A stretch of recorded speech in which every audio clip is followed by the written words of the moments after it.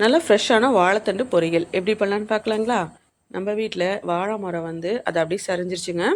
வாழை கொலையோட வெயிட்டு தாங்காமல் அப்படி சரிஞ்சிருச்சு.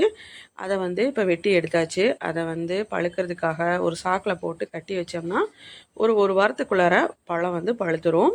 இப்போ பார்த்தீங்கன்னா அதை அப்படி கட்டி வச்சதுக்கப்புறமா வாழை மரத்துலேருந்து அடிபாகத்தை வெட்டினோம்னா நமக்கு தண்டு கிடைக்கும். தண்டில் நம்ம கிட்னி ஸ்டோனுக்கு மட்டும்தான் மருந்துன்னு நம்ம சொல்கிறோம்.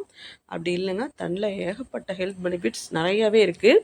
உச்சியிலேருந்து உள்ளங்கால் வரைக்கும் அதில் மருத்துவ குணம் ரொம்பவே இருக்குங்க.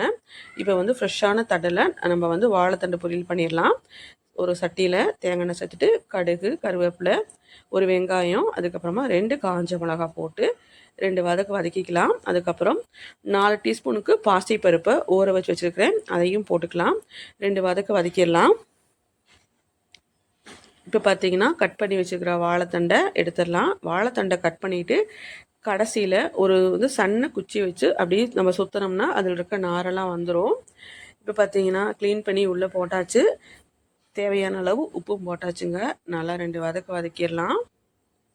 எந்த பொருளுமே நம்ம ஃப்ரெஷ்ஷாக சாப்பிட்டா அதோட டேஸ்ட்டே அதிகம். இன்னொன்று, நம்ம வீட்டிலே வளர்த்ததுனால எந்த விதமான பூச்சிக்கொல்லி மருந்தும் அடிக்கலை, எந்த விதமான மருந்தும் தெளிக்கலை.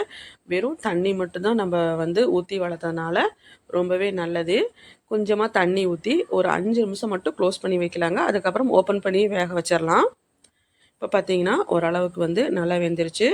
அதுக்கப்புறமா ஒரு மிக்சி ஜாரில் கொஞ்சமாக ஒரு துண்டு தேங்காய், கொஞ்சமாக சீரகம், பார்த்தீங்கன்னா அதுக்கப்புறம் ஒரே ஒரு பச்சை மிளகா,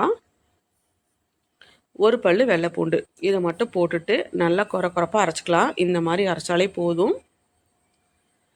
கொஞ்சமாக ஒரு 1/4 டீஸ்பூனுக்கு மஞ்சத்தூள் போட்டுக்கலாம். வாழைத்தண்டுக்கு ஒரு வதக்கிடலாங்க. அவ்வளோதான். இப்போ தண்ணியெல்லாம் சுடுனதுக்கப்புறமா இந்த அரைச்சி வச்சுக்கிற தேங்காய் எடுத்து அதில் போட்டுடலாம். போட்டுட்டு நல்லா 2 வதக்கிட்டு ஹை ஃப்ளேமில் வச்சு நல்ல சாப்பாட்டோட பிசைஞ்சு சாப்பிட்டோம்னா ரொம்ப சூப்பராக இருக்கும். மறக்காமல் ட்ரை பண்ணி பாருங்கள். இதே மெத்தடில் ரொம்ப ஈஸியான ஒரு சமையல் தான் சொல்லணும்.